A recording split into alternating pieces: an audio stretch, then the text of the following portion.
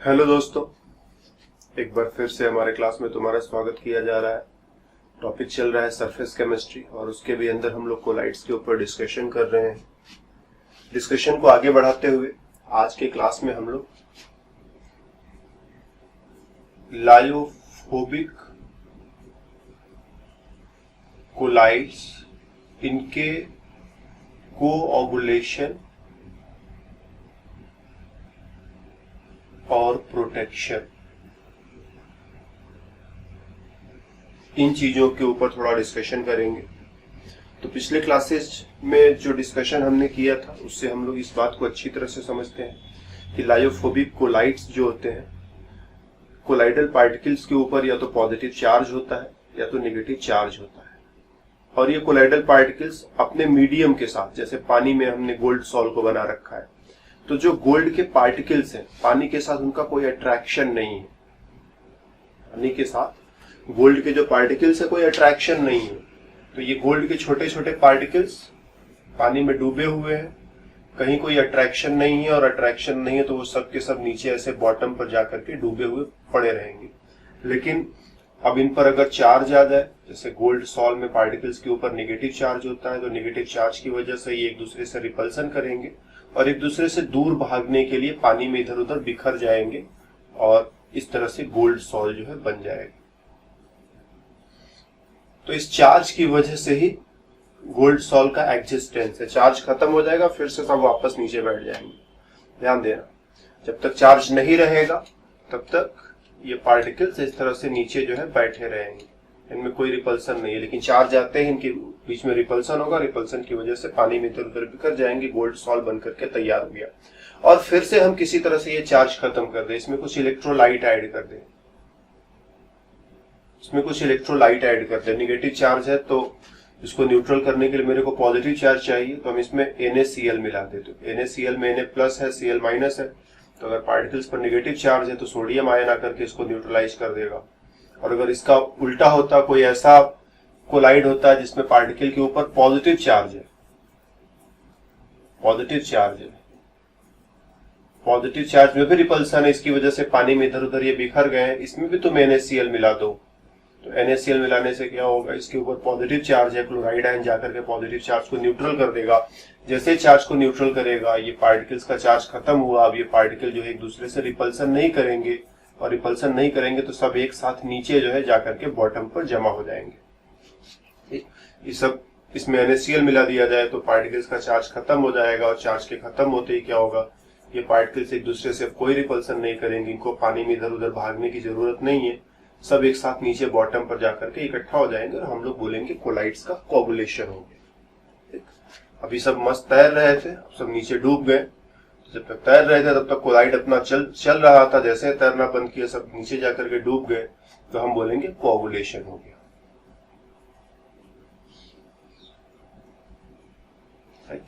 Coagulation करने के और भी तरीके हैं, केवल इलेक्ट्रोलाइट मिलाना ही एक तरीका नहीं है। हम एक तरीका ये इस्तेमाल कर सकते हैं कि एक ऐसा कोलाइड है जिसमें नेगेटिव पार्टिकल्स है, दूसरा ऐसा कोलाइड है जिसमें पॉजिटिव पार्टिकल है, इन दोनों को आपस में मिला दें।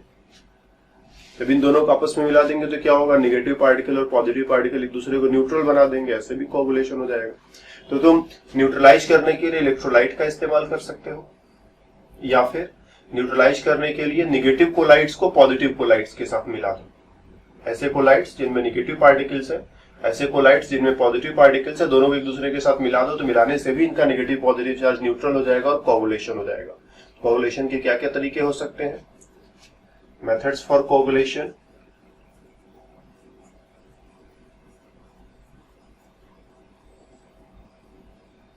Addition of, excess of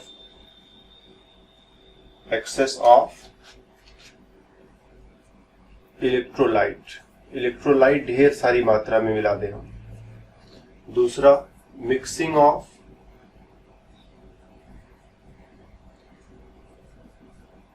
oppositely charged colloids. हम दो अपोजिट चार्ज वाले कोलाइड्स को आपस में मिक्स कर दे, एक में पॉजिटिव पार्टिकल्स है, दूसरे में नेगेटिव पार्टिकल है, दोनों एक दूसरे को न्यूट्रलाइज कर देंगे और ये कोगुलेशन हो जाएगा। तीसरा तरीका ठीक, बॉयल कर दो उसको, बॉइलिंग और हीटिंग, बॉइलिंग और हीटिंग। पिछले क्लासेस में हम लोगों ने पढ़ा हुआ है कोलाइडल पार्टिकल के ऊपर चार्ज कैसे आएगा। तो ये पार्टिकल है और इसके ऊपर कुछ आयंस चिपके रहते हैं, या तो पॉजिटिव आयंस चिपके रहते हैं या फिर नेगेटिव आयंस चिपके रहते हैं। कोलाइडल पार्टिकल के ऊपर या तो पॉजिटिव आयन चिपके हुए रहेंगे या फिर नेगेटिव आयन चिपके हुए रहेंगे। अगर पॉजिटिव आयन चिपके हुए हैं तो पॉजिटिव चार्ज है, नेगेटिव आयन चिपके हुए हैं तो नेगेटिव चार्ज है। और जब इसको जोर से तुम बॉयल करोगे तो ये पार्टिकल्स को उछलेंगे कूदेंगे, तो जो ऊपर ये आयंस चिपके हुए हैं ये यहाँ से नीचे गिर जाएंगे, हट जाएंगे, और हटते ही पार्टिकल न्यूट्रल हो जाएगा। न्यूट्रल होने के बाद क्या हो जाएगा, इसको कोगुलेशन हो जाएगा। तो हम लोग इलेक्ट्रोलाइट ऐड करके, अपोजिटली चार्ज कोलाइड्स को ऐड करके, या फिर बॉइलिंग या हीटिंग करके, इसके जरिए हम लोग जो है कोगुलेशन करा सकते हैं। इसके अलावा एक प्रोसेस होता है इलेक्ट्रोफोरेसिस। इलेक्ट्रोफोरेसिस में करते क्या हो, जैसे हमारे पास एक कोलाइडल मिक्सचर है, एक पानी के अंदर कुछ कोलाइडल पार्टिकल्स है। मान लो पार्टिकल्स पर पॉजिटिव चार्ज है, इसमें एक बैटरी से 2 इलेक्ट्रोड जोड़ दो, 2 मेटल प्लेट्स ले लो और वायर के जरिए एक को बैटरी के पॉजिटिव प्लेट से, दूसरे को बैटरी के नेगेटिव प्लेट से जोड़ दो। तो तुम देखोगे कि कोलाइडल पार्टिकल पर अगर पॉजिटिव चार्ज है तो बैटरी के नेगेटिव प्लेट की तरफ भागना शुरू कर देंगे, और नेगेटिव चार्ज है तो पॉजिटिव प्लेट की तरफ भागना शुरू कर देंगे। इसी को तुम बोलते हो इलेक्ट्रोफोरेसिस। और जब ये वहां पर पहुंचेंगे तो ये पॉजिटिव और नेगेटिव मिलकर के न्यूट्रलाइज हो जाएंगे, तो बहुत ज्यादा इलेक्ट्रोफोरेसिस करा देंगे, तो सारे कोलाइडल पार्टिकल न्यूट्रलाइज हो जाएंगे। और न्यूट्रलाइज होने के बाद उनका फेट क्या है, सब नीचे गिर करके यहाँ बॉटम पर गिर करके जमा हो जाएंगे। तो तुम अगर बहुत ज्यादा इलेक्ट्रोफोरेसिस करा दो, तो बहुत ज्यादा इलेक्ट्रोफोरेसिस करा देने से भी कोलाइड्स का थोड़ा बहुत कराओगे तो बहुत असर नहीं होगा, लेकिन बहुत ज्यादा इलेक्ट्रोफोरेसिस करा दोगे, सभी पार्टिकल्स न्यूट्रल हो जाए, तो सारे पार्टिकल्स आकर के नीचे जमा हो जाएंगे और तुम कहोगे कि कोलाइड्स का कोगुलेशन हो गया। तो यहाँ पर भी मेन चीज वही है कि हम इसके चार्ज को न्यूट्रल बना रहे हैं। हालांकि इस बार हमने इलेक्ट्रिसिटी का इस्तेमाल किया कि बैटरी के नेगेटिव प्लेट से ये पॉजिटिव पार्टिकल वहां पर जाएंगे, वहां से इलेक्ट्रॉन मिलेगा और इलेक्ट्रॉन की मदद से इनका पॉजिटिव चार्ज डिस्ट्रॉय हो जाएगा। और पॉजिटिव चार्ज डिस्ट्रॉय होते ही चार्ज खत्म, रिपल्सन खत्म, सब नीचे आकर के सिंक कर जाएंगे, नीचे डूब जाएंगे और कोगुलेशन हो गया। तो इस तरह से कोगुलेशन के लिए कई सारे तरीके हैं। कोगुलेशन इलेक्ट्रोलाइट ऐड करके कर सकते हो, कोगुलेशन में 2 अपोजिट चार्ज वाले कोलाइड्स को मिला सकते हो, बॉयल कर सकते हो, और ये इलेक्ट्रोफोरेसिस कर सकते हो। हम लोगों ने पढ़ा हुआ है 2 तरह के कोलाइड्स अपने पास है, 2 तरह के सॉल्ट्स अपने पास है, लायोफिलिक एंड लायोफोबिक। तो ये सारी बातें जो है लायोफोबिक के बारे में है। ये सारी बातें जो हम लोगों ने करी सब लायोफोबिक के बारे में, क्योंकि लायोफोबिक में क्या है, इन पार्टिकल्स का पानी के साथ कोई अट्रैक्शन नहीं है। ये पानी में इसलिए नहीं घूम रहे क्योंकि इनको पानी से प्यार है, ये पानी में इधर उधर इसलिए भाग रहे हैं क्योंकि एक दूसरे से इनको बचना है। ये आपस में एक दूसरे को धक्का दे रहे हैं, एक दूसरे के साथ रिपल्सन कर रहे हैं और एक दूसरे से बचने के लिए पानी में दूर दूर फैल गए। तो इनको पानी से प्यार नहीं बल्कि आपस में दुश्मनी, इसलिए पानी में इधर उधर भागते फिर रहे हैं। और जैसे ही चार्ज खत्म हो जाएगा, दुश्मनी खत्म हो जाएगी, सब नीचे मिल करके बैठ जाएंगे और जो मेरा कोलाइड था वो डिस्ट्रॉय हो जाएगा। लेकिन अगर हम लायोफिलिक कोलाइड की बात करें, यहां थोड़ी सी लायोफिलिक कोलाइड की बात करें, तो लायोफिलिक कोलाइड में क्या है, क्या तो ये पानी है, पानी में ये कोलाइडल पार्टिकल्स है, इन पर चार्ज हो भी सकता है, नहीं भी हो सकता है, वो हम लोगों ने डिस्कस किया हुआ है। ये पार्टिकल्स पानी में इसलिए है क्योंकि इनको पानी के मॉलिक्यूल से प्यार है, इनको पानी में रहना पसंद है। पानी के मॉलिक्यूल इसके साथ चारों तरफ जो है जोर से इसको पकड़े हुए हैं बाय हाइड्रोजन बॉन्डिंग। पानी के मॉलिक्यूल्स इसको चारों तरफ से जोर से पकड़े हुए बाय हाइड्रोजन बॉन्डिंग। तो इनका कोगुलेशन इतना आसान नहीं है क्योंकि पानी के मॉलिक्यूल्स ने इनको और इन्होंने पानी के मॉलिक्यूल्स को बहुत अच्छे से पकड़ रखा है। दोनों एक दूसरे को पसंद करते हैं, दोनों एक दूसरे के साथ रहना चाहते हैं। तो तुम इसमें मान लो तुम NaCl मिला भी दो, तुमने NaCl मिला दिया तो NaCl आएगा भी, तो इसको कोई बहुत फर्क नहीं पड़ेगा NaCl से। NaCl भी इसी में अपना जगह बना करके सोडियम आयन इधर कहीं घूम रहा है, क्लोराइड आयन उधर कहीं घूम रहा है, सोडियम आयन इधर कहीं घूम रहा है, क्लोराइड आयन उधर कहीं घूम रहा है, तो NaCl भी इसी में घूमना शुरू कर देगा। लेकिन इसको बहुत ज्यादा क्या, कोई नुकसान नहीं। इसका पानी के साथ अपना रिलेशन है, क्लोराइड आयन का पानी के साथ अपना रिलेशन है, सोडियम क्लोराइड अपना पानी में रहने को एंजॉय कर रहा है, ये कोलाइडल पार्टिकल्स पानी में अपना रहने को एंजॉय कर रहे हैं, और सोडियम क्लोराइड ऐड करने से इसके कोगुलेशन का कोई बहुत लेना देना नहीं, इसका कोगुलेशन सोडियम क्लोराइड से नहीं हो पाएगा। लेकिन होता क्या है कि जब हम बहुत ज्यादा सोडियम क्लोराइड ऐड करते चले जाए तो सोडियम क्लोराइड में क्या है, सोडियम आयन भी पानी के साथ अट्रैक्शन करता है, क्लोराइड आयन भी पानी के साथ अट्रैक्शन करता है, इसीलिए तो NaCl पानी में घुलता है। ये तो NaCl पानी में घुले ही क्यों? तो जब तुम बहुत ज्यादा NaCl ऐड कर दोगे तो क्या होगा, पानी के मॉलिक्यूल्स सोडियम आयन और क्लोराइड आयन के साथ अट्रैक्शन करने में बिजी हो जाएंगे, तो ये कोलाइडल पार्टिकल को ये छोड़ सकते हैं। थोड़े बहुत अमाउंट से कोई फर्क नहीं पड़ता है, कुछ सोडियम कुछ क्लोराइड आ जाए तो कोई बहुत फर्क नहीं पड़ता, लेकिन बहुत ज्यादा सोडियम क्लोराइड तो मिलाते ही चले जाओ तो सारे के सारे पानी के मॉलिक्यूल्स एक तरह से सोडियम और क्लोराइड आयन के साथ बिजी हो गए। अब इन कोलाइडल पार्टिकल्स के साथ रहने के लिए पानी के मॉलिक्यूल्स बचे नहीं, ऐसा तुम कह सकते हो।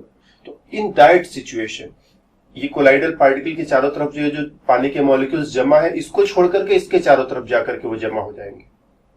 जो पानी के मॉलिक्यूल्स कोलाइडल पार्टिकल के चारों तरफ जमा है वो उसको छोड़ करके उसके चारों तरफ जमा हो जाएंगे, और जब उसके चारों तरफ जमा हो जाएंगे तो ये कोलाइडल पार्टिकल जो है वो पानी में कैसे रहेगा, पानी के साथ था, पानी और पानी के बीच में इसके बीच में अट्रैक्शन था, साथ में रह रहा था। अब पानी के मॉलिक्यूल को सोडियम आयन के साथ और क्लोराइड आयन के साथ अट्रैक्शन करना है, तो जो है इसके साथ ब्रेकअप, इसको छोड़ा उधर गया, तो अब ये कोलाइडल पार्टिकल जो है अब इनका कोगुलेशन होना शुरू हो जाएगा। तो सोडियम क्लोराइड के एडिशन से लायोफिलिक सॉल्ट्स का भी कोगुलेशन हो सकता है, लेकिन ध्यान रखना इस बार कोगुलेशन का मैकेनिज्म बिल्कुल अलग है। पिछली बार जब तुम NaCl मिला रहे थे तो NaCl कर क्या रहा था, कोलाइडल पार्टिकल्स के ऊपर निगेटिव चार्ज है, NaCl का सोडियम आयन आकर के निगेटिव चार्ज को न्यूट्रल बना दिया, कोगुलेशन हो गया। कोलाइडल पार्टिकल्स के ऊपर पॉजिटिव चार्ज है, NaCl का सोडियम आयन आया, पॉजिटिव चार्ज को न्यूट्रलाइज किया, कोगुलेशन हो गया। लेकिन इस बार जो हमने कहा कि NaCl मिलाया, NaCl आ रहा है, इसके ऊपर चार्ज रहे तब भी, पहले तो चार्ज हो ना हो कोई जरूरी नहीं है, चार्ज रहे तब भी सोडियम क्लोराइड इसके चार्ज को न्यूट्रलाइज करे न न्यूट्रलाइज करे, इन सबसे कोई मतलब ही नहीं है। बस मतलब ये है कि पानी के मॉलिक्यूल्स ने भी इसको खूब अच्छे से अट्रैक्ट कर रखा है, इसके साथ अच्छा रिलेशन बना करके रखा हुआ है। खूब ढेर सारा सोडियम आयन, खूब ढेर सारा क्लोराइड आयन ऐड कर दोगे तो पानी के सारे मॉलिक्यूल्स सोडियम और क्लोराइड आयन के साथ बिजी हो जाएंगे और इस कोलाइडल पार्टिकल को पानी के मॉलिक्यूल्स नहीं मिल पाएंगे, और नहीं मिल पाएंगे तो अब जो है कोलाइड तुम्हारा डिस्ट्रॉय हो जाएगा, इसको कोगुलेशन हो जाएगा। राइट। एक और तरीका है, हम कुछ दूसरा सॉल्वेंट, मान लो मेरे पास स्टार्च इन वाटर वाला जो है कोलाइड है, तो ये अपना कोलाइड हो गया, इसमें ये स्टार्च के छोटे छोटे पार्टिकल्स है और इन पार्टिकल्स के साथ पानी के मॉलिक्यूल्स का जोरदार अट्रैक्शन है, पानी के मॉलिक्यूल चारों तरफ से इसको जो है पकड़े हुए हैं और इस अट्रैक्शन की वजह से स्टार्च पानी में खूब मस्ती में रहता है। अब तुम इसी में क्या करो, थोड़ा अल्कोहल C2H5OH मिलाना शुरू कर दो। C2H5OH क्या करेगा, जब ये पानी के अंदर आएगा तो ये भी पानी के साथ हाइड्रोजन बॉन्डिंग बनाता है, पानी के साथ ये हाइड्रोजन बॉन्डिंग बनाएगा तो क्या होगा, पानी के मॉलिक्यूल अब ये स्टार्च के पार्टिकल को धीरे धीरे छोड़ना शुरू कर सकते हैं। स्पेशली जब तुम काफी ज्यादा अल्कोहल मिलाते चले जाओ, मानो ही ना, तो अल्कोहल के मॉलिक्यूल्स फिर से वही करेंगे, पानी के मॉलिक्यूल के साथ हाइड्रोजन बॉन्ड बनाते चले जाएंगे। तो सारे के सारे पानी के मॉलिक्यूल अल्कोहल मॉलिक्यूल्स के साथ हाइड्रोजन बॉन्ड बनाने चले गए। तो यहाँ पर ये जो मॉलिक्यूल्स इसके चारों तरफ लगे हैं वो भी इसको छोड़ करके चले जाएंगे अल्कोहल मॉलिक्यूल के साथ हाइड्रोजन बॉन्ड बनाने को, तो अब इसको पानी के मॉलिक्यूल का साथ नहीं मिलेगा और फिर से कोगुलेशन हो जाएगा। लेकिन ये कोगुलेशन बहुत डिफिकल्ट है। ठीक, ये दोनों तरीके का कोगुलेशन कि हम अल्कोहल का एडिशन कर दें या फिर इलेक्ट्रोलाइट खूब ज्यादा मिला दें, तो लायोफिलिक कोलाइड्स का भी कोगुलेशन किया जा सकता है, लेकिन इतनी आसानी से कोगुलेशन नहीं किया जा सकता। जैसे किसी को तैरना आता है और किसी को तैरना नहीं आता है, तो जिसको तैरना नहीं आता वो पानी में गया, डूबा और डूब के जल्दी ही मर जाएगा, लेकिन जिसको तैरना आता है वो इतनी आसानी से नहीं मरेगा पानी के अंदर डूब करके। हो सकता है वो भी कभी डूब करके मर जाए, बहुत विकट परिस्थिति आ जाए जहां पर कि वो न तैर सके, लेकिन उसको जो है पानी में डूबना इतना आसान नहीं है। तो लायोफिलिक वाले को पानी में तैरना आता है, उसको पानी पसंद है, वो पानी में जल्दी डूब करके मरने वाला नहीं है, तो उसका कोगुलेशन बहुत डिफिकल्ट है। जबकि लायोफोबिक क्या, उसको पानी में रहना पसंद नहीं है, किसी ने जबरदस्ती उठाकर पानी में फेंक दिया वो जल्दी मर सकता है। तो लायोफोबिक उसका कोगुलेशन आसान है, जल्दी से होता है। लायोफिलिक उसका कोगुलेशन मुश्किल है और बहुत मुश्किल से होता है। यहाँ पर हम लोग एक छोटे से रूल की बात करेंगे, हार्डी-सुलजे रूल। हार्डी-शुल्जे रूल, SCH को तुम श प्रोनाउंस करते हो ना, हार्डी-शुल्जे रूल। तो Hardy Schulze rule for coagulation of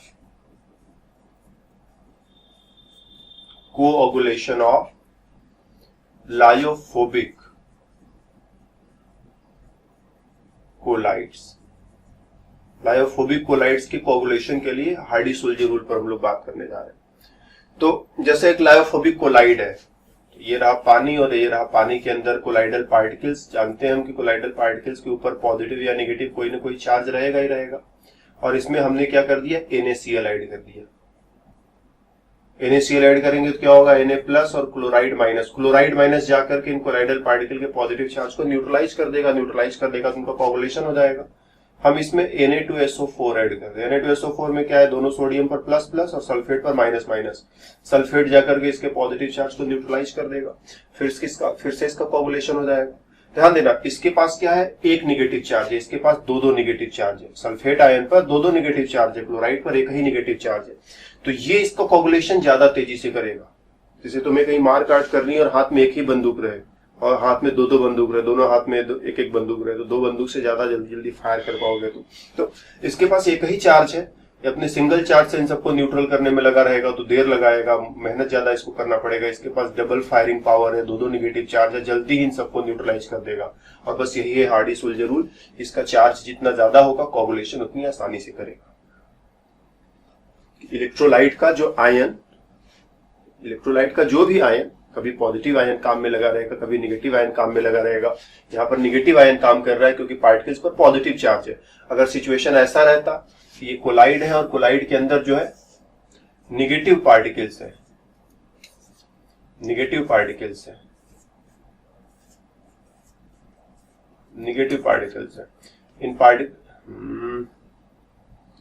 in particles के बीच में क्या है, रिपल्सन है। रिपल्सन की वजह से इधर उधर इसमें घूम रहे हैं।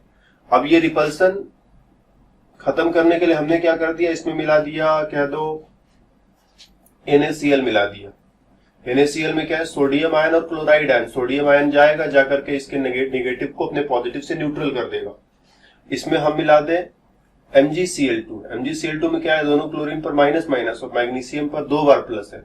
ये जाएगा, इसके नेगेटिव चार्ज को न्यूट्रलाइज कर देगा। तो सोडियम आयन भी इस नेगेटिव चार्ज को न्यूट्रल कर सकता है, मैग्नीशियम आयन भी इसको न्यूट्रलाइज कर सकता है। या फिर हम AlCl3 मिला दें, एल्युमिनियम पर 3 बार नेगेटिव और क्लोराइड पर 3 बार नेगेटिव, एल्युमिनियम पर 3 बार पॉजिटिव। तो ये पॉजिटिव एल्युमिनियम आयन जा करके इसके नेगेटिव चार्ज को न्यूट्रलाइज करना शुरू कर देगा। तो ये जल्दी न्यूट्रलाइज करेगा कि ये जल्दी न्यूट्रलाइज करेगा या फिर ये जल्दी न्यूट्रलाइज करेगा। तो साफ साफ समझ में आ रहा है कि इसके पास लड़ाई करने के लिए एक ही बंदूक है, लड़ाई करने के लिए दो बंदूकें, और इसने 3 बंदूक लेकर के लड़ाई में कूदा हुआ है, तो दुश्मनों को जल्दी मार गिराएगा। तो डेफिनेटली ये जो है कोऑगुलेशन बहुत तेजी से करेगा। तो जो भी आयन कोऑगुलेशन में लगा हुआ है, ये मेरे को पहले डिसाइड करना पड़ेगा कि सॉल्व पर या कोलाइडल पार्टिकल पर कैसा चार्ज है। फिर अगर चार्ज का पता चल जाए तो उसके बाद ये डिसाइड करना पड़ेगा कि इलेक्ट्रोलाइट का कौन सा आयन कोऑगुलेशन के लिए रिस्पॉन्सिबल है। तो पॉजिटिव कोलाइड्स में इलेक्ट्रोलाइट का नेगेटिव आयन कोऑगुलेशन में लगा रहता है और नेगेटिव कोलाइड्स में इलेक्ट्रोलाइट का पॉजिटिव आयन कोऑगुलेशन में लगा रहता है। और दोनों ही सिचुएशन में, चाहे नेगेटिव आयन कोऑगुलेशन में लगा हो चाहे उधर पॉजिटिव आयन कोऑगुलेशन में लगा, दोनों ही सिचुएशन में इसका चार्ज जितना ज्यादा रहेगा कोऑगुलेशन उतनी तेजी से होगा। तो क्लोराइड आयन धीरे धीरे कोऑगुलेशन करेगा, सल्फेट आयन जल्दी जल्दी कोऑगुलेशन करेगा, फास्ट कोऑगुलेशन करेगा, जल्दी कोऑगुलेशन करेगा। सोडियम आयन धीरे धीरे कोऑगुलेशन करेगा, मैग्नीशियम आयन और तेजी से कोऑगुलेशन करेगा और एल्युमिनियम आयन बहुत ही सुपर तेजी से कोऑगुलेशन करेगा। तो कोऑगुलेटिंग पावर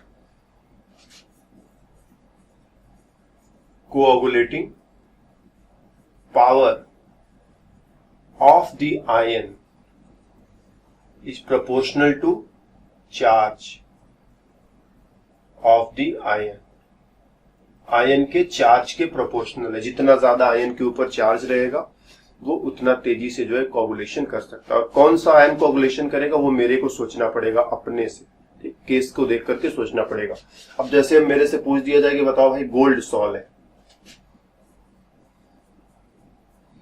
गोल्ड सॉल के कोऑगुलेशन के लिए हम लोग सोडियम क्लोराइड का इस्तेमाल कर रहे हैं। सोडियम क्लोराइड का इस्तेमाल कर रहे हैं, और कह दो कि हम मैग्नीशियम क्लोराइड का इस्तेमाल कर रहे हैं,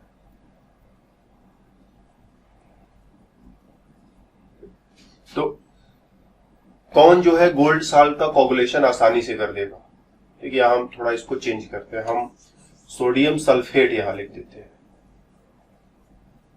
सोडियम सल्फेट का इस्तेमाल कर रहे हैं, ठीक, और यहां हम मैग्नीशियम क्लोराइड का इस्तेमाल कर रहे हैं। दोनों में से कौन जो है गोल्ड सॉल्ट का कोगुलेशन आसानी से कर पाएगा? तो हम कहेंगे सोडियम सल्फेट में क्या होता है, सोडियम आयन है 2 बार, ठीक, और सल्फेट आयन एक ही बार है, लेकिन इस पर 2 नेगेटिव चार्ज होते हैं। मैग्नीशियम क्लोराइड में क्या है, मैग्नीशियम आयन 1 बार है जिसके पास 2 पॉजिटिव चार्ज है, और क्लोराइड आयन 2 बार है जिस पर दोनों के पास एक नेगेटिव चार्ज है। और गोल्ड सॉल्ट, जैसा कि हमने डिस्कशन किया हुआ है, गोल्ड सॉल्ट में जो पार्टिकल्स होते हैं, पार्टिकल्स के ऊपर निगेटिव चार्ज होता है, तो इसका कोगुलेशन इससे नहीं होना है, सल्फेट से नहीं होना है, क्लोराइड से नहीं होना है, इसका कोगुलेशन या तो सोडियम से होगा या तो मैग्नीशियम से होगा। तो सोडियम इसका कोगुलेशन आसानी से करेगा कि मैग्नीशियम इसका कोगुलेशन आसानी से करेगा? तो सोडियम के पास एक ही गन है फायर के लिए, इसके पास 2-2 गन्स हैं, इस पर एक ही पॉजिटिव चार्ज, इस पर 2-2 पॉजिटिव चार्ज है, ये जल्दी जाकर दुश्मनों को मार गिराएगा, जल्दी कोगुलेशन करा देगा। तो हम बोलेंगे मैग्नीशियम आयन की वजह से मैग्नीशियम क्लोराइड जल्दी कोगुलेशन कराएगा। तो सोडियम सल्फेट की तुलना में मैग्नीशियम क्लोराइड जो है वो गोल्ड सॉल्ट का कोगुलेशन तेजी से कराएगा, राइट। और यही क्वेश्चन हमने कहा होता फेरिक हाइड्रोक्साइड सॉल्ट के साथ, कि फेरिक हाइड्रोक्साइड सॉल्ट है, अब तुम मेरे को ये बताओ कि सोडियम सल्फेट और मैग्नीशियम क्लोराइड में से कौन इसका कोगुलेशन आसानी से कराएगा? तो हम कहेंगे कि हम लोग जानते हैं कि फेरिक हाइड्रोक्साइड सॉल्ट में जो पार्टिकल्स होते हैं, पार्टिकल्स के ऊपर पॉजिटिव चार्ज होता है, ठीक, पार्टिकल्स के ऊपर पॉजिटिव चार्ज होता है, ठीक, ये हम लोगों ने पढ़ा था ना, हम लोगों ने पढ़ा था कि कोलाइड्स के ऊपर कैसा कैसा चार्ज होता है, क्लास में डिस्कस किया हुआ है। तो वहां पर 3-4 एग्जांपल्स हमने तुम्हें दिए थे कि इनको याद रखना भाई, इसकी मेरे को जरूरत पड़ेगी। तो हम वहां से सीधा उठा रहे हैं कि पार्टिकल्स के ऊपर कैसा चार्ज है, पॉजिटिव चार्ज है। पॉजिटिव चार्ज है तो इसका कोगुलेशन जो है निगेटिव आयन से होगा, तो सल्फेट आयन इसका कोगुलेशन आसानी से करेगा कि क्लोराइड आयन? इसके पास एक गन है फायर के लिए, इसके पास 2-2 गन से फायर के लिए 2-2 नेगेटिव चार्ज है, तो ये आकर इसका कोगुलेशन तेजी से करेगा। तो बोलेंगे सोडियम सल्फेट की वजह से फेरिक हाइड्रोक्साइड सॉल्ट का कोगुलेशन तेजी से होगा, जबकि मैग्नीशियम क्लोराइड की वजह से इसका कोगुलेशन उतनी तेजी से नहीं होगा, धीरे धीरे होगा। तो इस तरह से हम लोग जो है, अगर ऐसे क्वेश्चंस मेरे से कभी पूछे जाए कि गोल्ड सॉल्ट का कोगुलेशन दोनों में से कौन फास्ट करेगा, या फेरिक हाइड्रोक्साइड सॉल्ट का कोगुलेशन दोनों में से कौन सा फास्ट करेगा, तो हम लोग चार्ज के इस कंसीडरेशन से कि अपने कोलाइडल पार्टिकल पर कैसा चार्ज है, उसका कोगुलेशन कैटायन से होगा कि एनायन से होगा, सोच करके हम लोग आंसर दे सकते हैं। तो ये हुई बात थोड़ी हार्डी-सुल्जे रूल की ना। कौन सा रूल था अपना? हार्डी-सुल्जे रूल। कोगुलेशन जो है लायोफिलिक कोलाइड्स का कराओगे तो पहले तो ये जज कर लो कि कोगुलेशन कौन से आयन से हो रहा है, कैटायन से या एनायन से, तुम्हें अपने को सोचना पड़ेगा। लेकिन जो भी आयन रहे, coagulating power of the ion it is proportional to charge of the ion. Charge जितना ज्यादा रहेगा कोगुलेशन उतनी आसानी से करेगा।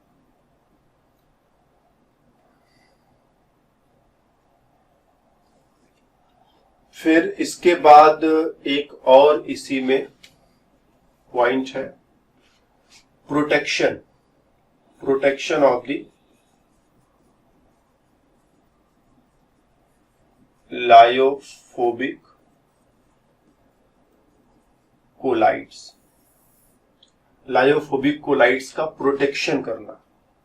जैसे कोई पानी में डूब रहा है, इसको बचाने की जरूरत है, तो उसको कौन बचाएगा? ठीक है, लायोफोबिक कोलाइड से उनका प्रोटेक्शन करना है। वो डूब रहा है, वो पानी में नहीं रहना चाहता, किसी ने उसको धक्का दे दिया, वो पानी में गिर गया, बेचारा डूब रहा है, बचाओ बचाओ चिल्ला रहा है, उसको बचाने के लिए हम किसको भेजें? तो लायोफोबिक कोलाइड्स जो है, हमारे पास जो कोलाइडल पार्टिकल है, ये कोलाइडल पार्टिकल, इनके ऊपर कुछ पॉजिटिव या नेगेटिव चार्ज है, जिसकी वजह से ये पानी में इधर उधर भाग रहे हैं, लेकिन इनका पानी के साथ कोई अट्रैक्शन नहीं है। और तुमने क्या कर दिया, तुमने इसमें मिला दिया थोड़ा NaCl। तो NaCl का जो नेगेटिव आयन है इसके पॉजिटिव चार्ज को, जो नेगेटिव आयन है इसके पॉजिटिव चार्ज को न्यूट्रलाइज करना शुरू करेगा, तो उसका कोगुलेशन हो जाएगा। इस कोगुलेशन को रोकने के लिए हम लोग क्या करें, इसमें थोड़ा लायोफिलिक सॉल्ट मिला दें, लायोफिलिक सॉल्ट मिला दें। ठीक, जैसे हम लोग इसमें थोड़ा स्टार्च मिला दें, या कुछ प्रोटीन मिला दें, तो ये स्टार्च और प्रोटीन क्या करेंगे, ये लायोफिलिक सॉल्ट का काम करेंगे। लायोफिलिक सॉल्ट क्या करेगा, इसके चारों तरफ जाकर के एक लेयर बना लेगा, एक लेयर बना लेगा, सबके चारों तरफ जाकर के एक लेयर बना लेगा। लेयर बनाने से क्या होगा, जो मेरे लायोफोबिक सॉल्ट के पार्टिकल्स है वो अंदर की तरफ चले गए, और जो लायोफिलिक सॉल्ट है उसने उसके ऊपर एक लेयर बना लिया। लेयर बना लिया तो क्या हुआ, अब इसका तो पानी से कांटेक्ट टूट गया। अब एग्जैक्टली क्या है, जो लायोफिलिक सॉल्ट है वो पानी के कांटेक्ट में, और इसको पानी के साथ रहना पसंद है। अब तुम NaCl ऐड करते रहो, कोई फर्क नहीं पड़ेगा, क्योंकि NaCl कभी ये सेंटर वाले पार्टिकल तक पहुंचेगा ही नहीं। पहले बाहर वाले पार्टिकल से मुलाकात करनी पड़ेगी, और बाहर वाले पार्टिकल से मुलाकात करना तुम जानते हो इतना आसान नहीं है। लायोफिलिक सॉल्ट को NaCl बहुत जल्दी इफेक्ट नहीं कर पाएगा। तो अगर अंदर वाले पॉजिटिव चार्ज को कुछ करना है तो पहले ये बाहर का जो कवरिंग है, इस कवरिंग को तोड़ना पड़ेगा। तो जैसे ही तुम लायोफोबिक सॉल्ट में किसी लायोफिलिक सॉल्ट को मिलाते हो, लायोफिलिक सॉल्ट क्या करता है, लायोफोबिक के चारों तरफ एक कवर बना लेता है। ये कवर क्यों बना लिया, क्योंकि ये पानी में नहीं रहना चाहता था, ये पानी में रहना चाहता था, तो दोनों ने मिलकर के एक अरेंजमेंट कर लिया कि चलो भाई तुम मेरे को बचा लो। तो इसने उसको चारों तरफ से कवर कर दिया। अब इसका पानी के साथ सारा कांटेक्ट टूट गया, और ये पानी के कांटेक्ट में सिर्फ ये है, और इसको पानी से कोई नुकसान नहीं है। NaCl मिलाओगे भी तो NaCl को पहले बाहर वाला लेयर तोड़ना पड़ेगा, तभी वो अंदर जा पाएगा और उसको न्यूट्रलाइज कर पाएगा। और NaCl अब अपना काम बड़ी मुश्किल से कर पाएगा, क्योंकि पहले बाहर वाला लेयर तोड़ना है और उस लेयर को तोड़ना इतना आसान नहीं है। तो इस तरह से जो लायोफिलिक सॉल्ट्स है, इनको लायोफोबिक कोलाइड्स के प्रोटेक्शन के लिए इस्तेमाल किया जाता है। कि अगर मेरे पास कोई लायोफोबिक कोलाइड है, इसका कोगुलेशन जल्दी जल्दी हो जा रहा है, हम चाहते हैं कि उसको कोगुलेशन न हो या कोगुलेशन देर से हो, तो क्या करो, उसमें कोई सुटेबल लायोफिलिक कोलाइड थोड़ा सा मिला दो। और ऐसा करने से अब उसका कोगुलेशन आसानी से नहीं होगा, बल्कि काफी देर में होगा। राइट। तो लायोफिलिक सॉल्ट्स लायोफोबिक सॉल्ट्स के लिए प्रोटेक्शन का काम करते हैं, इसीलिए हम लायोफिलिक सॉल्ट्स को हम लोग प्रोटेक्टिव कोलाइड्स भी कहते हैं। प्रोटेक्टिव कोलाइड्स भी कहते हैं, लायोफिलिक सॉल्ट्स को हम प्रोटेक्टिव कोलाइड्स भी कहते हैं। तो एक चीज तो ये माइंड में रखना है। फिर ये जो प्रोटेक्टिव कोलाइड्स है, मतलब जो लायोफिलिक सॉल्ट्स है, कितना अच्छा प्रोटेक्शन करते हैं, इसको डिस्क्राइब करने के लिए अपने पास एक नंबर है जिसको हम लोग गोल्ड नंबर कहते हैं। गोल्ड नंबर कहते हैं। गोल्ड नंबर होता क्या है, इसको हम लोग थोड़ा समझने की कोशिश करें। मेरे पास स्टैंडर्ड गोल्ड सॉल्ट है, स्टैंडर्ड गोल्ड सॉल्ट, स्टैंडर्ड, आज हमारी हैंडराइटिंग अच्छी बन नहीं रही है, स्टैंडर्ड गोल्ड सॉल्ट है, राइट। और स्टैंडर्ड गोल्ड सॉल्ट का अपने पास 10 ml है। इसमें गोल्ड के छोटे छोटे पार्टिकल्स जिन पर नेगेटिव चार्ज है वो अपना इधर उधर घूम रहे हैं। स्टैंडर्ड मतलब इसमें गोल्ड का अमाउंट जो है कुछ होगा, फिक्स होगा। जैसे बाजार से हम कोई दवाई खरीदे तो एक तो है कि दवाई अपने घर में भी हम बना सकते हैं, थोड़ा मेहनत करें, थोड़ी केमिस्ट्री सीख ले, थोड़ी दवाई बनाना सीख ले तो दवाई घर में भी बना सकते हैं। लेकिन दवाई के अंदर जो कंसंट्रेशन है दवाई का, वो मैनेज करना बहुत मुश्किल होगा। जैसे मान लो एक चम्मच में जो है 50 मिलीग्राम दवाई होनी चाहिए, और हमने घर में बनाया तो कभी 50 मिलीग्राम है, कभी 40 मिलीग्राम है, कभी 70 मिलीग्राम है, हम कंट्रोल नहीं कर पा रहे, तो ये स्टैंडर्ड फॉलो नहीं कर पा रहे। और एक है कि कंपनी से दवाई, फैक्ट्री से दवाई बना करके आ रही है, उनके पास काफी सारी मशीनें हैं जिसकी मदद से वो दवाई की मात्रा को कंट्रोल कर लेते कि 1 चम्मच पियोगे तो 50 मिलीग्राम दवाई तुम्हारे पेट में जाएगी। तो ये स्टैंडर्ड हो गया ये। तो स्टैंडर्ड गोल्ड सॉल्ट बाजार से खरीद लाओ, जिसमें गोल्ड का जो कंसंट्रेशन है वो एक फिक्स कंसंट्रेशन स्टैंडर्ड के हिसाब से कुछ होता होगा, हम लोगों को जानने की जरूरत नहीं है। बस इतना समझो कि स्टैंडर्ड मतलब ये पार्टिकल्स की संख्या जो है कुछ फिक्स कर ली हमने, इतने पार्टिकल्स इसमें घूम रहे हैं। इसका 10 ml लिया, और इसमें हम क्या कर रहे हैं, अब NaCl मिला दें।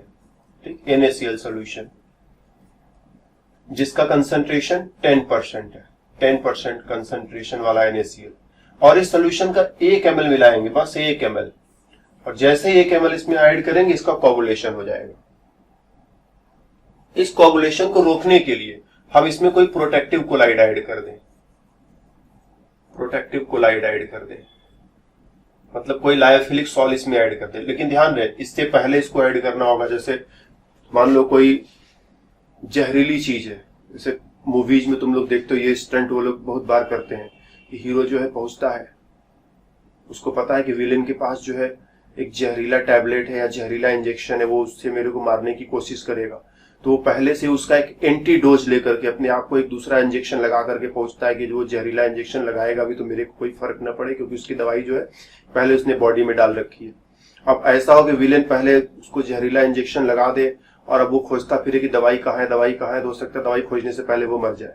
लेकिन हीरो ने क्या किया, उसने चालाकी किया, उसने पहले ही अपने आप को दवाई लगा रखा था कि वो जहरीला इंजेक्शन लगा भी दे तो उसको कोई फर्क पड़ने वाला नहीं है। तो कुछ वैसा ही काम, NaCl को मिलाने से पहले ये प्रोटेक्टिव कोलाइड मिला देना, नहीं तो NaCl क्या करेगा, इसको मार डालेगा, फिर प्रोटेक्टिव कोलाइड मिलाने का कोई मतलब नहीं है।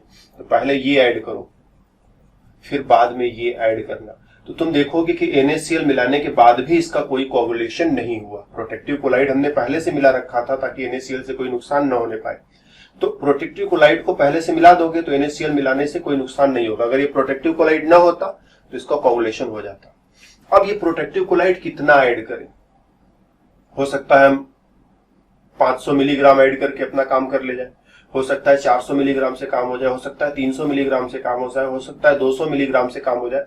तो इसका कुछ मिलीग्राम इस्तेमाल करोगे, कह दो y मिलीग्राम तुमने इस्तेमाल किया है, ठीक, और उतना ही डालोगे जिससे जस्ट काम हो जाए, ज्यादा मिलाने की जरूरत नहीं है, बस उतना जिससे काम पूरा हो जाता है, ज्यादा मिलाने की जरूरत नहीं है।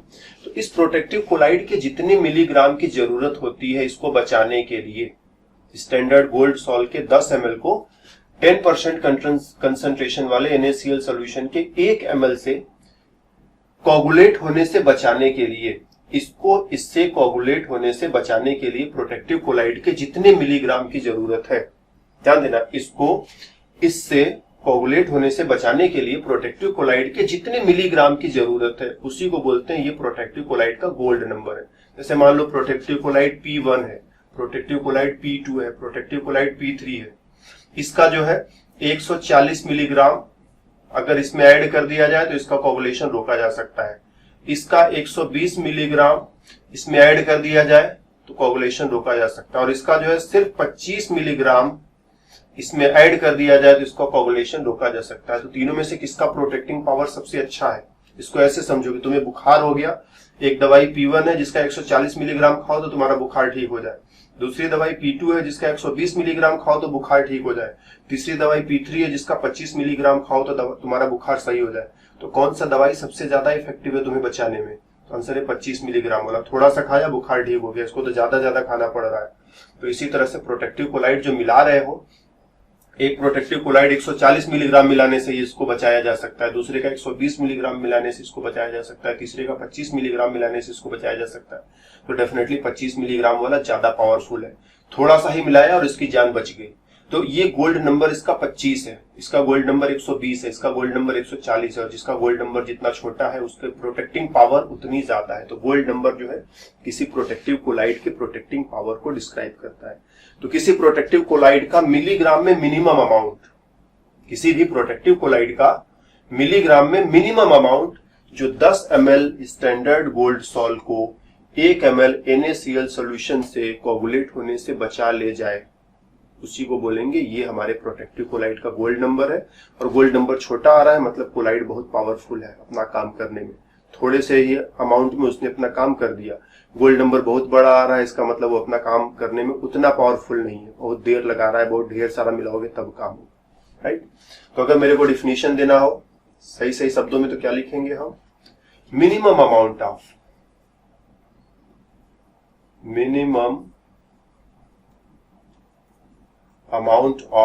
a protective collide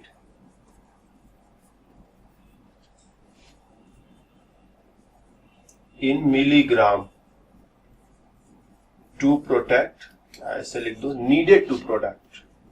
needed to protect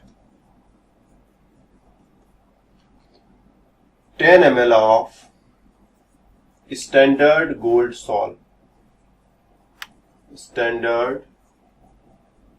salt from 1 ml of 10% NaCl solution is known as gold number of the protective collide और इस पॉइंट को भी जरूर मेंशन करोगे कि हायर गोल्ड नंबर मतलब बहुत ज्यादा मिलाओगे तब जाकर के जान बचेगी, तो अच्छे से काम नहीं कर पा रहा होगा। Higher gold number means poor protecting power, बचाने की क्षमता कम है, दवाई अच्छे से काम नहीं कर रही इसलिए ढेर सारी दवाई खानी पड़ रही है। और लोअर गोल्ड नंबर मतलब थोड़ा सा ही मिलाया काम हो जाएगा। लोअर गोल्ड नंबर दवाई इतनी अच्छी है कि छोटी सी गोली खाई और तबीयत सही। तो लोअर गोल्ड नंबर मतलब हायर प्रोटेक्टिंग पावर,